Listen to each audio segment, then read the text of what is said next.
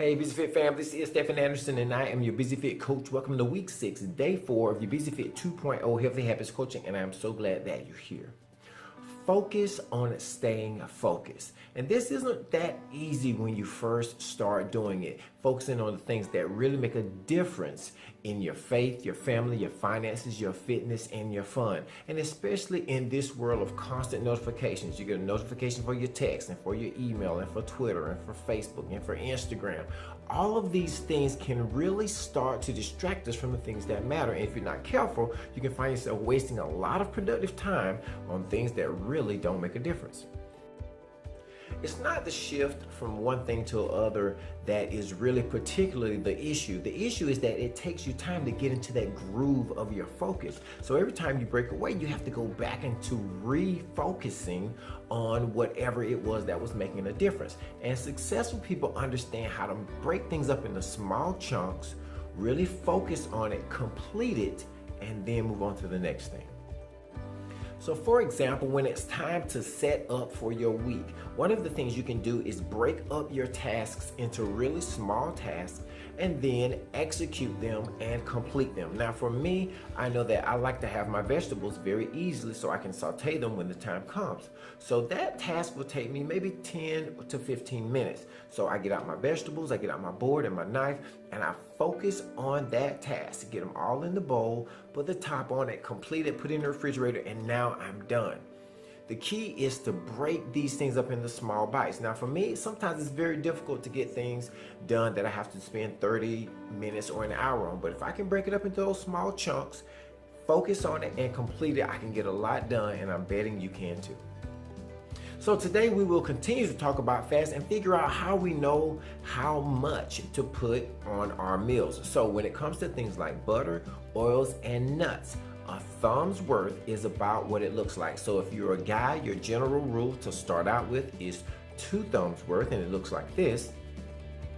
And for ladies, it's 1 thumb's worth, and it looks like this.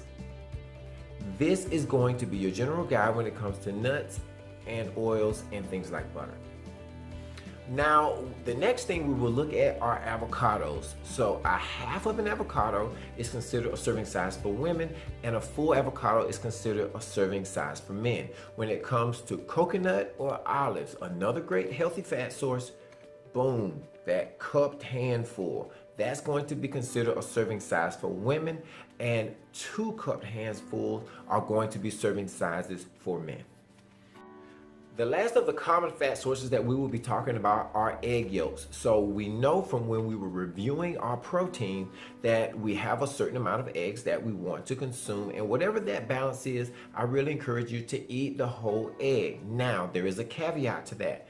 You really need to know and understand your cholesterol numbers and listen to the guidance of your physician, because some people's bodies are more sensitive to cholesterol than others, and that's going to go in general. We'll talk more about that in phase 2. But the bottom line is have the whole egg, and when you have that egg, consider that as one of your fat sources as well. The last 2 things that I want to share with you about fats are, number 1 is to make sure you stick with these portion sizes.